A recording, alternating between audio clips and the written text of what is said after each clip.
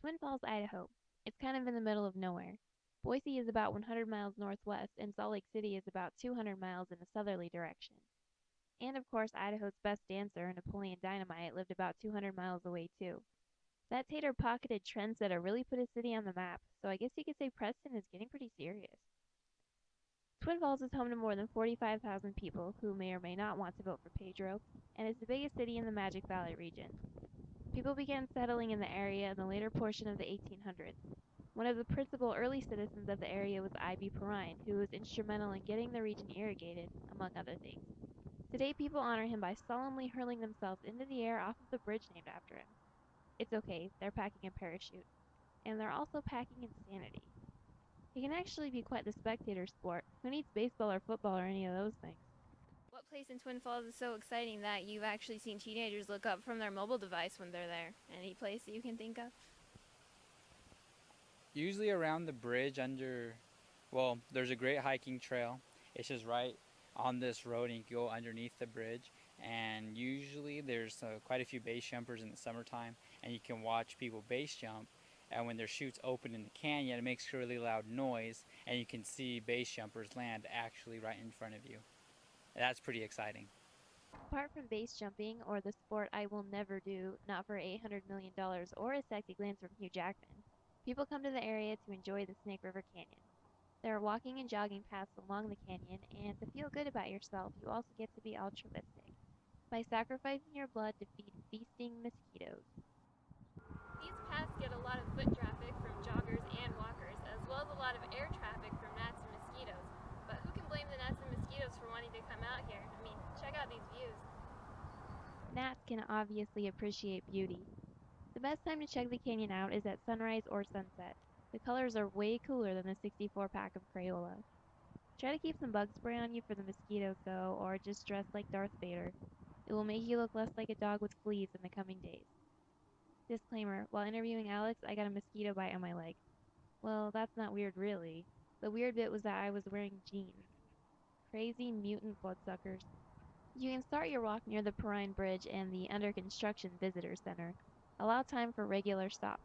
With views like this, you'll need to retrieve your breath that was taken away.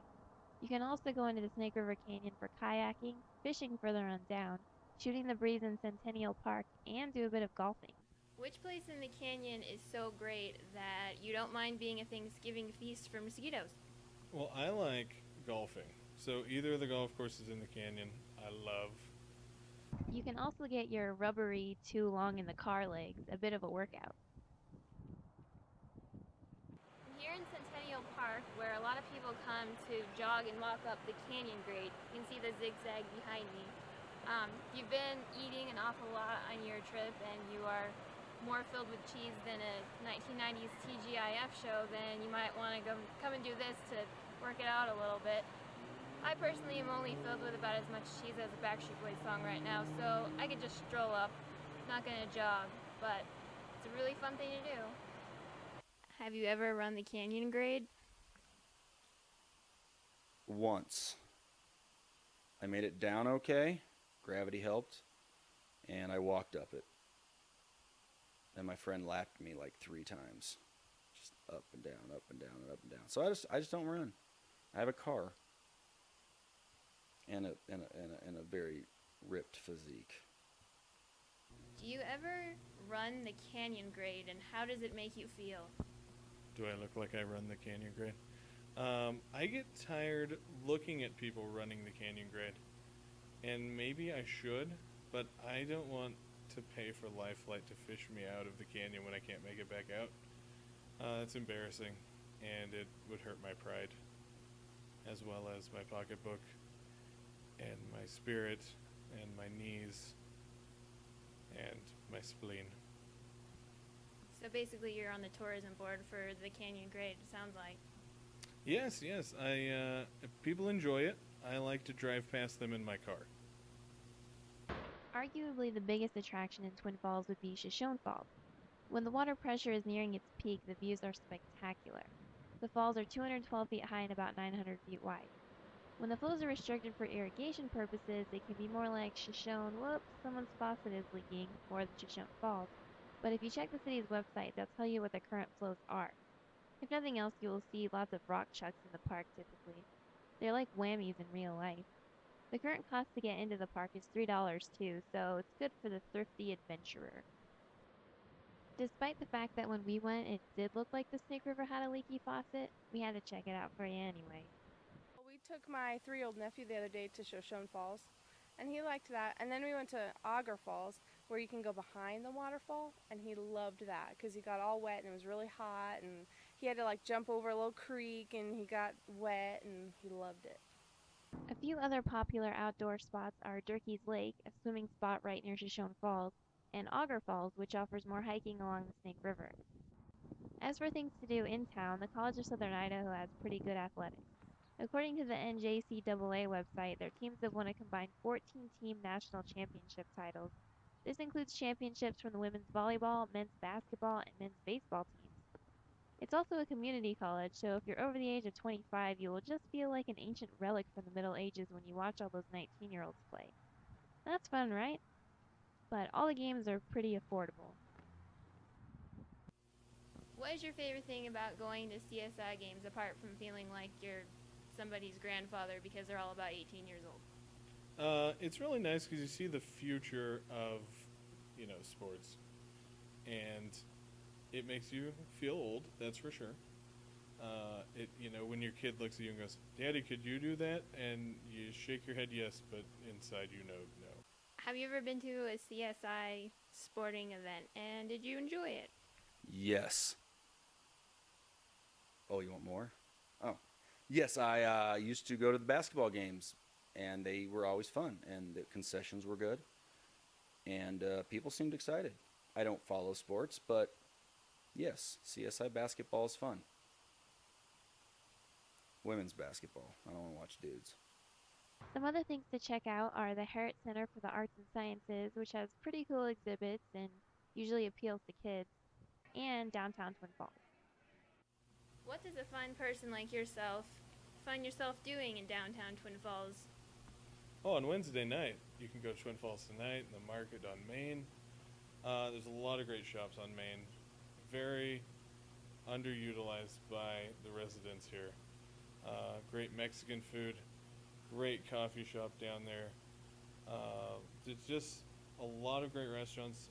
Downtown's starting to boom again, and more people should go down there and check it out.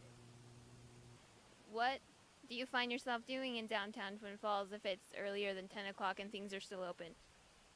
If things are still open, Wednesday nights I usually have concerts downtown during the summer, and I like to get a beer at O'Duncan's or get a slice at the Slice. It's a pizza place. Well, I always hit the thrift stores. A lot of times the music place. How was it? Yeah, that place is cool. Once again, we got O'Duncan's in the sandwich shop. Don't go to the pizza place. They ran out of pizza the other day. How does a pizza place run out of pizza, really? Anyways. So, yeah, the thrift stores. The leather place down, kind of towards the end as it starts to get in the sketch area downtown. That place is pretty cool if you need leather work or your boots fixed or you just like the smell of leather. What do you like to do in downtown Twin Falls? Shopping, of course. I like thrift store shopping, so I like going to all thrift stores and finding little goodies and gems and stuff. So. This is a pretty rural area, so most stuff closes pretty early, but it's what you get in a state where cows outnumber people. Speaking of that, be prepared for a little bit of cow butt smell in the air. It's the aroma of agriculture. Speaking of cow butts, now we get down to the real business of what people want to know when they travel. Where are the good eats? I'm a bit hoity-toity when it comes to not eating meat. It's probably from smelling cow butt too much around here. And when it comes to the cheaper side of things, I'm a gigantic fan of Janitzio's. I love their veggie enchiladas so much that I just want to cuddle them and tell them they look pretty. Another place people like to flock to is La Fiesta. It's good too, but look at these sexy Janitzio's enchiladas. Janitzio's also always manages to be less than $25 for a dinner for two with a $5 tip whenever I go. You'll want to tip them because they are pretty awesome. As you can tell, I'm clearly secretly on their PR board. Cafe Rio is also really popular. It's a Chipotle type of setup, and their burritos are sure to give you several food babies. Whenever I go, the dishes that I get are always under $10, and you can get it to go and check out the canyon sunset. Just grab some plastic utensils so that you don't ingest the bug spray you just took a bath in. Also sure to give you food babies, this time made almost entirely of cheese. You've got the Italian option. Perinos and tomatoes are the popular ones. They're in the middling price to maybe higher price range depending on your dish. I'm fairly partial to the tomatoes 5 cheese and tomato pizza, and also their mozzarella sticks. Basically just cheese. Lots of cheese. Go there and order cheesy things. Splitting a medium-sized pizza and those sticks of cheesy goodness with tip runs you closer to $30. My taste buds detest surprises, so those are the same ones I always frequent. So those are my recommendations. Let's ask some people who don't cry and think of Babe whenever they hear anything about bacon, though. Where's the best place to eat so much that you don't mind having to be rolled around after you eat there? Oh, there's so many good choices. My favorite is Gertie's Brick Oven Cookery. They just continually come to you and give you pizza. You don't even have to make an effort to get it yourself. I can eat as much as I want, and there's people there that always would eat more than me, so I feel at home and unjudged. If I'm going to go out to eat, I like Janitzio's. It's a great Mexican restaurant on Kimberly Road, and I like the enchilada suiza. What is the best place in Twin Falls to get a food baby? A food baby? I think, oh man, Burnt Lemon Grill. That place always does it to me. Let me tell you, it's good food and reasonably priced, and it does the job. So, what is your favorite place in Twin Falls to get a food baby?